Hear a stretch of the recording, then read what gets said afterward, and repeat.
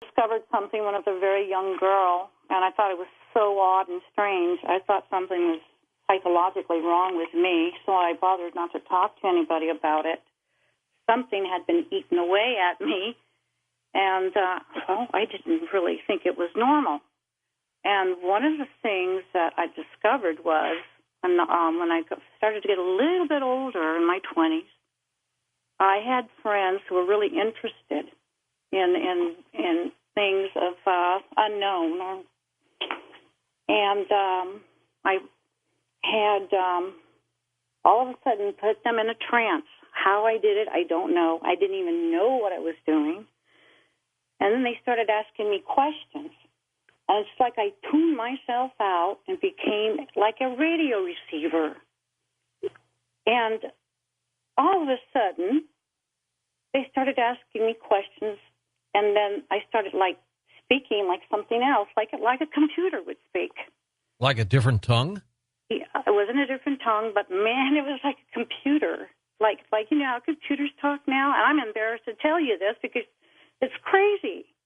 And they were just staring at me like, what is going on? These there was four of us. And and then I didn't want to say too much. I didn't want to scare them away because I was aware of what I was saying, but I don't know where these words came from. They were asking me questions like how to get to the moon, how to travel to different places in space. Could this be channeling, Michael? Well, it sounds to me like that. It's there's so much we don't yet understand about higher energy forms and how they interact with us as physical, mortal humans. And that certainly sounds like it was, your body was invaded by another high energy or some sort of other energy that knows how to do that and just used your body to communicate with the people around you.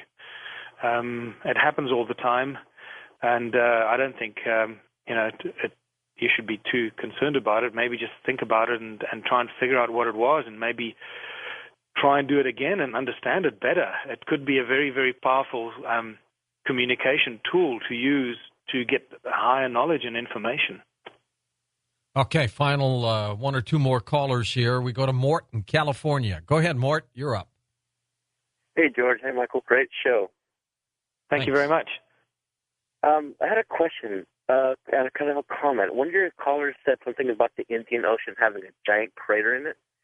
Now, I was wondering, do we know where the moon and the Earth collided, and could that possibly be it? You're bringing up the moon.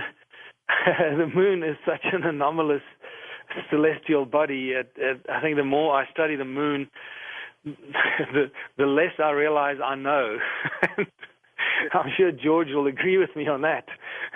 I don't mean to throw a curveball at you. I just kind of thought, wow, that's a really cool question. I wonder if anybody has the answer to that. Yeah, I'll tell you what it is. First of all, I don't think that the moon and the Earth have anything to do with each other. I don't think that the moon comes from the Earth. I don't believe the moon and the Earth ever collided.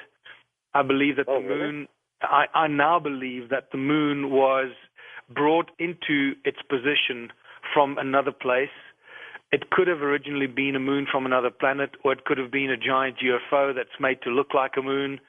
But it's certainly a workstation right now. We now know that there's a lot of activity on the moon. That it's probably the base station where a lot of ETs are observing us and observing what's going on this planet. It's almost like watching a lab, this laboratory experiment in a way, I suppose.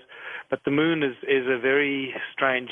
It's probably quite hollow based on many findings found even by NASA, what they refer to, that the moon rings like a bell and things like that, and anomalous activities on the moon and giant structures that have been reported by insiders and so forth. So I personally don't believe that the moon and the Earth have ever been connected. Next up, we go to Mark in Hollywood. Grab you real quick, Mark. Go ahead. Yeah, when you were speaking of, hi, George, and good evening. Sure. Hi, Mark. I I was hearing about the death ray you were talking about, and there was a book that a friend of mine had. It was a very rare book about Nikola Tesla. And this book described this thing, this death ray, and it said that it was used supposedly, Tesla, this, if I was reading this caption right, when they were showing a diagram of what this thing looked like and what it could do, that it was a defense against aliens.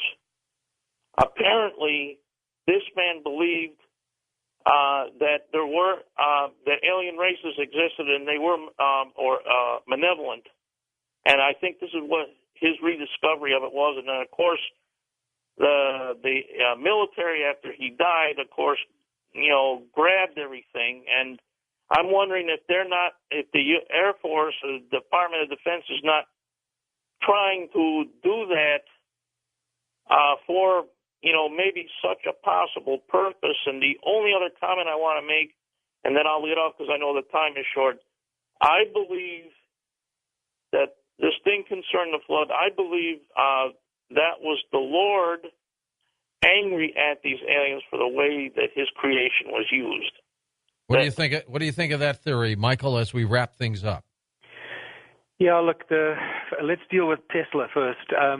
I think that'll be all we'll have time for. Go ahead. Yeah. Go fast. Tesla's death ray is probably used by the Black Ops projects extensively. I think HARP is probably an extension thereof, or a more modern version of that, and we know how destructive and dangerous HARP is. It's probably used against ETs, etc. as well. We've seen that in a lot of beautiful footage from NASA videos and so forth. We see these rays that come from planet Earth that just straight into deep space. Truly remarkable. Michael, I want to thank you for being on the program. Websites all linked up at coasttocoastam.com. For Dave Bujenski, Dan Galante, Miranda Marino, Tom Danheiser, Lisa Lyon, Lex Lonehood, Sean Ladesseur, Ross Mitchell, George Knapp, Ian Punnett, and Art Bell, who will be filling in for me on Friday. I'm George Norrie. Somewhere out there on Coast to Coast AM. We'll see you on our next edition. Until then, be safe, everyone.